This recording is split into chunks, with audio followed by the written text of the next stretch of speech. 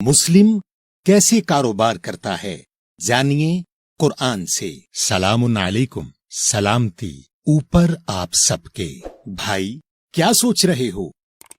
भाई मैं एक कारोबार कर रहा हूँ और इसके कुछ मामलात मुझे परेशान करते हैं और मुझे जानना है कि इन मामलात में अल्लाह का क्या हुक्म है। जी भाई पूछें, आपके जो भी सवाल हैं।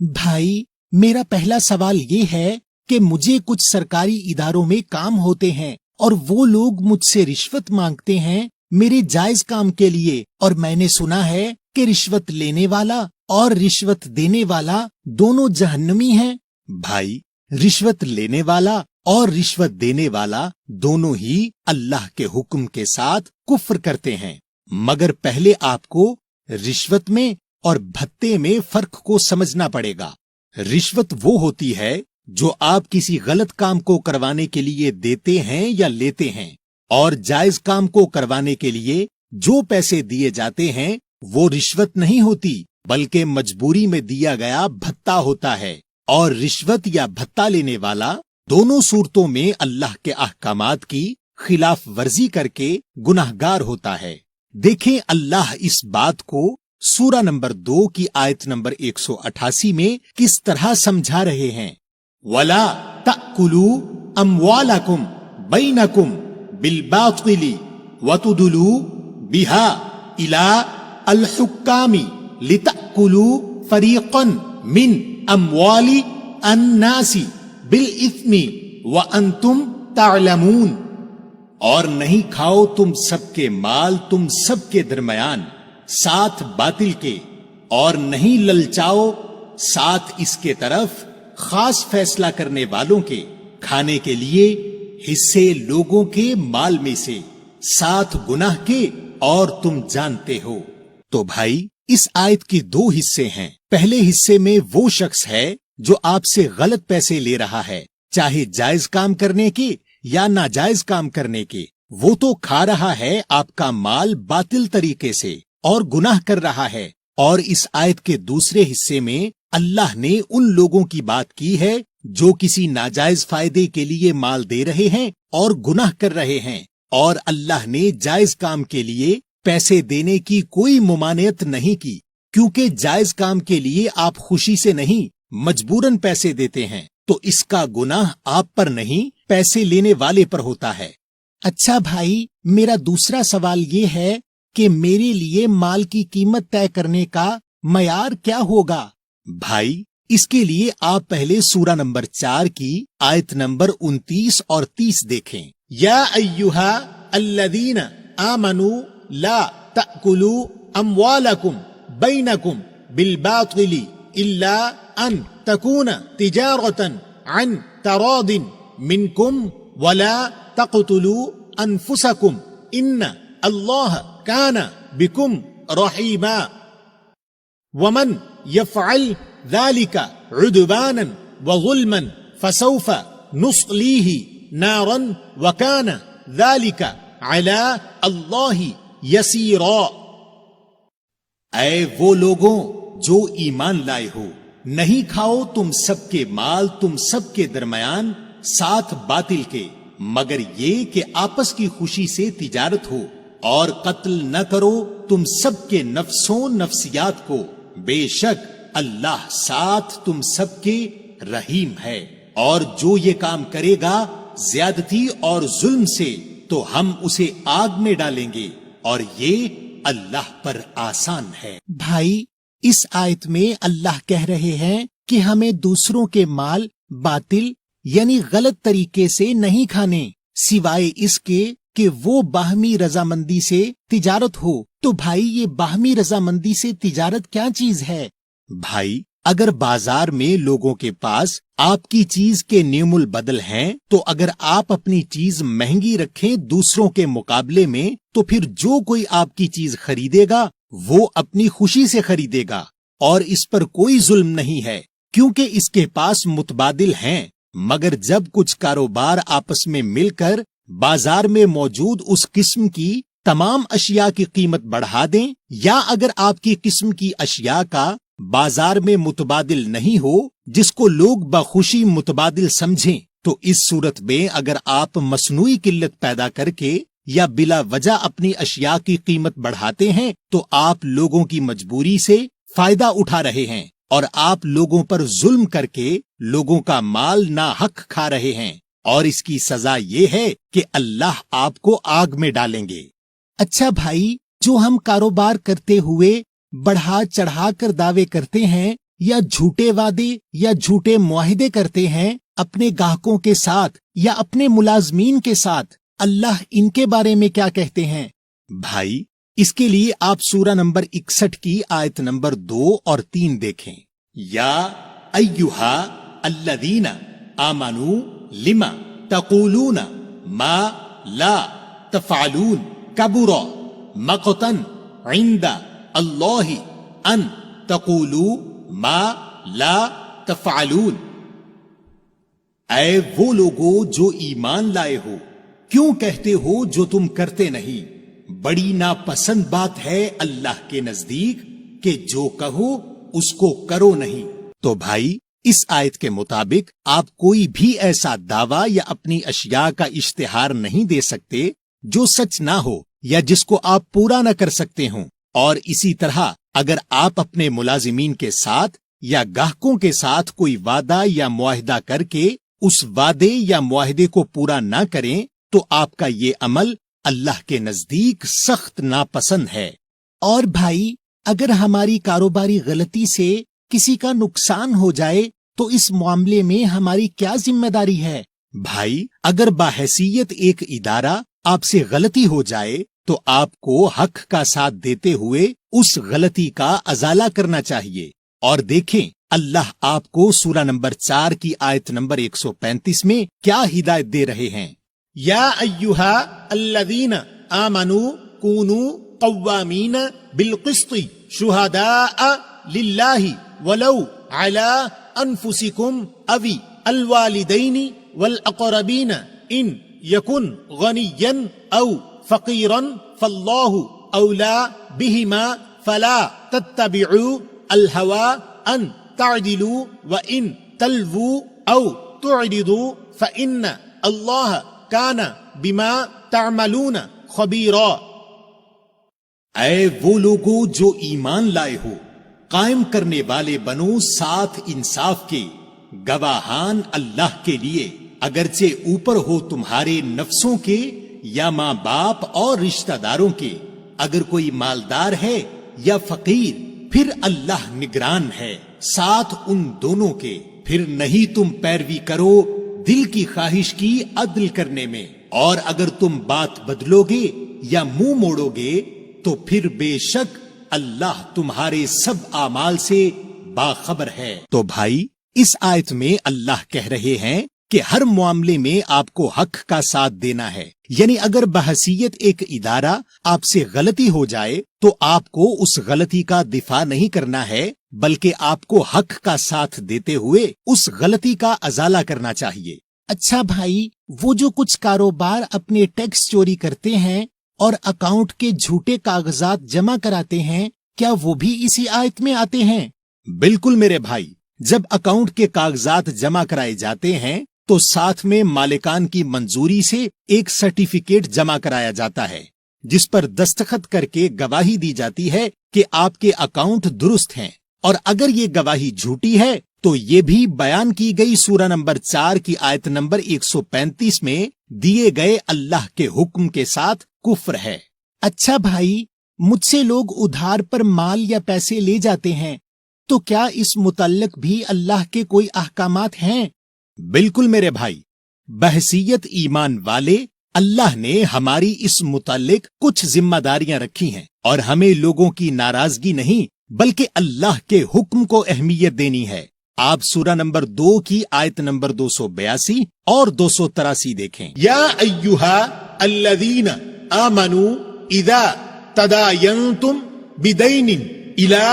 अजलिन मुसम्मन फक्तुबूहु वलयक्तुब बैनकुम कातिबुन बिल अदली वला यअबा कातिबुन अन यक्तुबा कमा अल्लमहु अल्लाहु فَلْيَكْتُبْ وَلْيُمْلِلِ الَّذِي عَلَيْهِ الْحَقُّ وَلْيَتَّقِ اللَّهَ رَبَّهُ وَلَا يَبْخَسْ مِنْهُ شَيْئًا فَإِنْ كَانَ الَّذِي عَلَيْهِ الْحَقُّ سَفِيهًا أَوْ ضَعِيفًا أَوْ لَا يَسْتَطِيعُ أَنْ يُمِلَّ هُوَ فَلْيُمْلِلْ وَلِيُّهُ بِالْعَدْلِ وَاسْتَشْهِدُوا شَهِيدَيْنِ مِنْ رِجَالِكُمْ فَإِنْ لَمْ يَكُونَا رَجُلَيْنِ فَرَجُلٌ وَامْرَأَتَانِ مِمَّنْ تَرْضَوْنَ مِنَ الشُّهَدَاءِ أَنْ تَضِلَّ إِحْدَاهُمَا فَتُذَكِّرَ إِحْدَاهُمَا الْأُخْرَى وَلَا يَأْبَى الشُّهَدَاءُ إِذَا ما دعوا ولا تسأموا أن تكتبوه صغيرا أو كبيرا إلى أجله ذلكم أقسط عند الله وأقوم للشهادة وأدنى ألا ترتابوا إلا أن تكون تجارة حاضرة تديرونها بينكم فليس عليكم جناح ألا تكتبوها وأشهدوا إذا تبايعتم ولا يضار كاتب ولا شهيد وإن تفعلوا فإنه فسوق بكم واتقوا الله ويعلمكم الله والله بكل شيء عليم وإن كنتم على سفر ولم تجدوا كاتبا فرهان مقبوضة فإن أمن بعضكم بعضا فليؤدي الذي ائتمن أمانته وليتق الله ربه ولا تكتموا الشهادة ومن يكتمها فإنه آثم قلبه والله بما تعملون علیم۔ اے وہ لوگو جو ایمان لائے ہو، جب تم کوئی فیصلہ کرو آپس میں، ساتھ فیصلہ کسی وقت مقرر تک، پھر اسے لکھ لیا کرو، اور چاہیے کہ لکھنے والے تمہارے درمیان لکھے ساتھ عدل کے، اور لکھنے والا انکار نہ کرے لکھنے سے جیسا کہ اس کو اللہ نے سکھایا ہے، پھر اسے چاہیے کہ لکھ دے، اور وہ شخص بتلاتا جائے کہ جس پر خاص حق ہے، اور اللہ سے محتاط رہے جو اس کا رب ہے، اور اس میں کچھ کم کر کے نہ لکھائے۔ پھر اگر وہ شخص کے جس پر خاص حق ہے بے وقوف ہے یا کمزور ہے، یا وہ بتانے کی استطاعت نہیں رکھتا، تو اس کا نگران عدل سے لکھوا دے، اور گواہی کے لیے بلا لو 2 گواہ تم سب کے مردوں میں سے، پھر اگر 2 مرد نہ ہوں تو 1 مرد اور 2 عورتیں ان لوگوں میں سے جنہیں تم گواہوں میں سے پسند کرتے ہو، تاکہ اگر ایک ان میں سے بھٹک جائے تو دوسری اسے یاد دہانی کرا دے، اور جب گواہوں کو بلایا جائے تو انکار نہ کرے، اور معاملہ چھوٹا ہو یا بڑا اس کی میعاد تک لکھنے میں سستی نہ کرو۔ یہ لکھ لینا اللہ کے نزدیک انصاف کو زیادہ قائم رکھنے والا ہے، اور شہادت کا زیادہ درست رکھنے والا ہے، اور زیادہ قریب ہے اس بات کے کہ تم کسی شبہ میں نہ پڑو، مگر یہ کہ سوداگری ہاتھوں ہاتھ ہو، جیسے آپس میں لیتے دیتے ہو، پھر تم پر کوئی گناہ نہیں کہ اسے نہ لکھو، اور گواہ بنا لو جب آپس میں بیع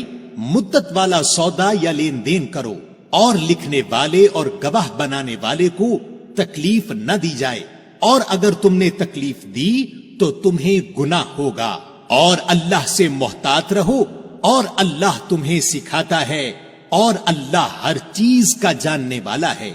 اور اگر تم سفر میں ہو اور کوئی لکھنے والا نہ پاؤ تو گروی پر قبضہ کیا جائے، اور اگر یہ تم میں سے دوسرے پر اعتبار کرے تو چاہیے کہ وہ شخص امانت ادا کر دے جس پر اعتبار کیا گیا، اور اپنے اللہ سے ڈرے جو اس کا رب ہے، اور گواہی کو نہ چھپاؤ، اور جو شخص اسے چھپائے گا تو بے شک اس کا دل گنہگار ہے، اور اللہ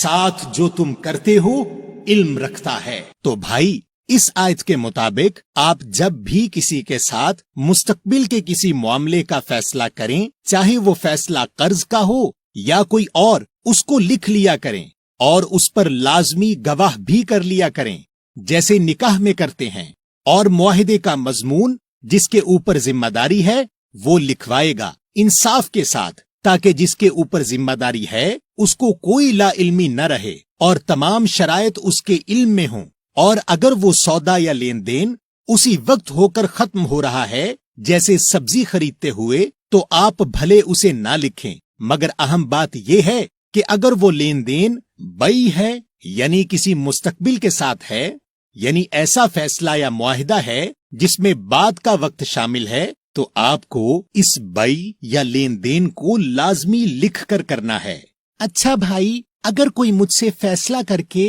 जैसे कर्ज का फैसला करने के बाद मर जाए तो क्या होगा? भाई, कुरान की सूरा नंबर 4 और आयत नंबर 11 और 12 के मुताबिक उस मरने वाले की वरासत की तकसीम किए गए फैसलों जैसे कर्ज की अदायगी के बाद होती है। इसीलिए लिख कर मुआहिदा करना अल्लाह का हुक्म है। अच्छा भाई, बाज लोग खराब माल या जाली माल या वो माल जो जायदुल मियाद हो बेच देते हैं, तो इसके बारे में अल्लाह का क्या हुक्म है? भाई, इसके लिए आप पहले सूरा नंबर 2 की आयत नंबर 267 देखें।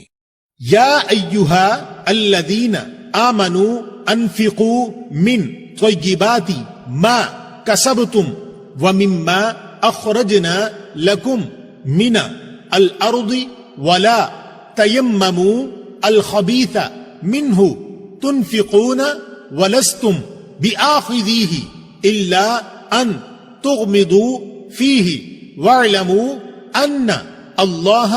गनिय्युन हमीद। ऐ वो लोगो जो ईमान लाए हो, खर्च करो उन पाक चीजों से जो तुम कमाते हो और जो हमने तुम्हारे लिए खास जमीन से निकाली है, और इरादा न करो इसमें से खराब चीज का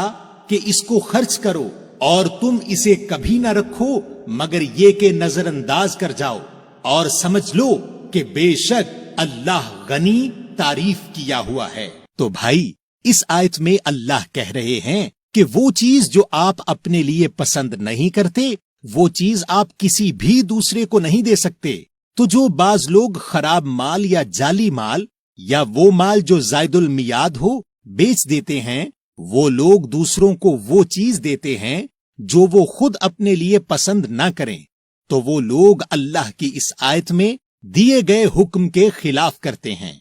अच्छा भाई, क्या हमारे लिए अल्लाह ने मजदूर या मुलाजिमीन की उजरत या तनख्वाह तय करने का कोई मयार बताया है? भाई, अल्लाह ने उन लोगों पर हलाकत डाली है जो लोग किसी से जब काम लेते हैं तो काम तो पूरा लेते हैं, मगर जब उनको उस काम का मुआवजा तय करना होता है तो उस काम का मुआवजा या तो कम तय करते हैं या देते हुए कम कर देते हैं। आप सूरा नंबर 83 की आयत नंबर 1 से 4 देखें। वैलुन लिलमुतफ्फिफीन अल्लज़ीना इज़ा इक्तालू अला अन्नासी यस्तौफून व इज़ा कालूहुम औ वज़नूहुम युखसिरून अला यगुन्नु उलाइका अन्नहुम मबऊसून। हलाकत है कमी करने वालों के लिए, जो लोग जब जांच लें ऊपर इंसानों के तो मुकम्मल लेते हैं, और जब उनको जांच दें या बराबरी तय करें तो कम कर दें। क्या ये गुमान नहीं करते कि उठाए भी जाएंगे? तो इस आयत में अल्लाह ने उन लोगों पर हलाकत डाली है जो लोग किसी से जब जांच लेते हैं, यानी किसी काम का हिसाब लेते हैं, तो काम तो पूरा लेते हैं, मगर जब उनको उस काम का मुआवजा तय करना होता है तो उस काम का मुआवजा या तो कम तय करते हैं या देते हुए कम कर देते हैं। तो आपको इंसाफ से काम लेना है और नाप तोल में कमी नहीं करनी, और मुआशरे में इस किस्म के काम का जो मयार तय है कम अज कम उसी के मुताबिक मुआवजा तय करना है, और किसी की मजबूरी से फायदा नहीं उठाना है, और उसका हक फौरन अदा करना है। अच्छा भाई, सूद के बारे में अल्लाह का क्या हुक्म है? भाई, कुरान में सूद का लफ्ज ही नहीं है, اور قرآن میں لفظ الربا ہے جس کے معنی لوگ سود کر دیتے ہیں، مگر ربا کا بنیادی لفظ را با واو ہے، اور یہ لفظ قرآن کی سورہ نمبر 30 اور آیت نمبر 39 میں 3 مرتبہ آیا ہے، اور 2 مرتبہ لوگوں نے اس کے معنی کسی چیز کے بڑھنے کے کیے ہیں، اور 1 مرتبہ اس کے معنی سود کے کیے ہیں، مگر قرآن میں اللہ نے اس لفظ کو ربا نہیں بلکہ الربا کہا ہے، اور جب ربا کے ساتھ الف لام لگ گیا تو آپ الربا کے معنی خود نہیں کرتے بلکہ قرآن سے سمجھتے ہیں، کیونکہ اللہ کسی خاص چیز کی بات کر رہے ہوتے ہیں، اور دیکھیں کہ اللہ نے بتا دیا کہ اس الربا کا کسی خاص کاروبار سے کوئی تعلق نہیں۔ آپ سب سے پہلے سورہ نمبر 2 کی آیت نمبر 275 دیکھیں اور بتائیں کہ کیا الربا البیع یعنی کسی بھی خاص مدت کا سودا یا لین دین ہے؟ الذين يأكلون الربا لا يقومون إلا كما يقوم الذي يتخبطه الشيطان من المس، ذلك بأنهم قالوا إنما البيع مثل الربا وأحل الله البيع وحرم الربا، فمن جاءه موعظة من ربه فانتهى فله ما سلف وأمره إلى الله ومن عاد فأولئك أصحاب النار هم فيها خالدون۔ جو لوگ کھاتے ہیں الربا وہ نہیں اٹھیں گے مگر جس طرح کہ وہ شخص اٹھتا ہے جس کے حواس کھو دیے ہیں شیطان نے چھو کر، یہ اس لیے کہ انہوں نے کہا کہ البیع خاص مدت کا سودا یا لین دین ایسا ہی ہے جیسے الربا، حالانکہ اللہ نے البیع خاص مدت کا سودا یا لین دین کو حلال کیا ہے اور حرام کیا ہے الربا کو۔ پھر جو آیا نصیحت پر اپنے رب کی طرف سے اور وہ باز آ گیا تو جو پہلے گزر گیا اور اس کا معاملہ اللہ کے حوالہ ہے، اور جو کوئی پلٹا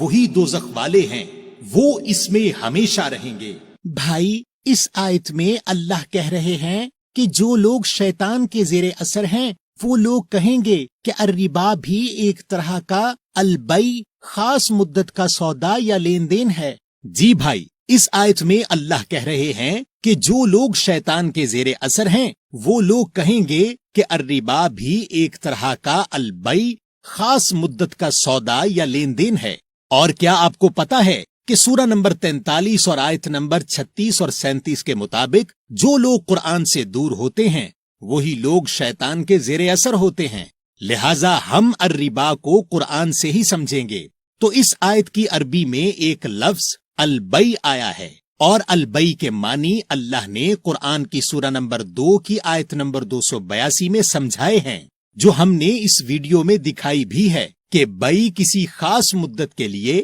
کیا گیا سودا یا لین دین ہے، اور اس آیت کے مطابق الربا البیع نہیں ہے، یعنی الربا کوئی خاص مدت کے لیے کیا گیا سودا یا لین دین نہیں ہے۔ اور چونکہ بینک کے نظام یا قرضے دینے کے نظام یا قسطوں پر سامان دینے کے نظام یا انشورنس کرنے کے نظام سب ایک خاص مدت کے لیے کیے گئے سودے یا لین دین ہیں، تو یہ سب البیع ہیں اور ان کا الربا سے کوئی تعلق نہیں۔ یعنی جو لوگ الربا کو بینک کے نظام یا قرضے دینے کے نظام یا قسطوں پر سامان دینے کے نظام یا انشورنس کرنے کے نظام سے جوڑتے ہیں وہ تمام لوگ شیطان کے زیر سایہ ہیں۔ اور اگر آپ کو قرآن سے الربا سمجھنا ہے تو آپ الربا کے موضوع پر ہماری ویڈیو کوسچن قرآن کے نام سے موجود فیس بک پیج یا یوٹیوب چینل سے دیکھیں، جس میں ہم نے الربا کو قرآنی آیات کے حوالے سے تفصیلاً سمجھایا ہے۔ تو بھائی، ہم نے آپ کو وہ چند کاروباری اصول دکھائے ہیں جن پر اگر آپ عمل کریں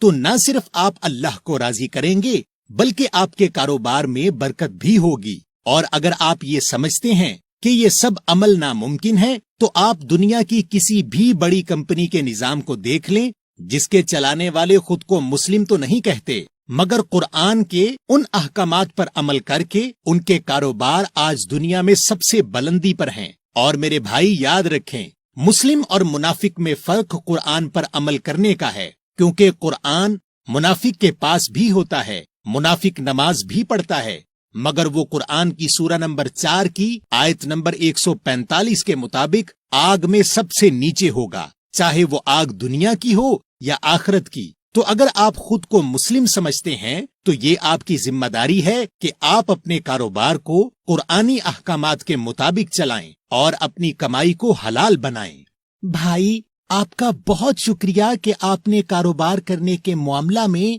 قرآن سے میری رہنمائی کی۔ اب میں اس ویڈیو کو دوسروں کی آگاہی کے لیے شیئر بھی کروں گا۔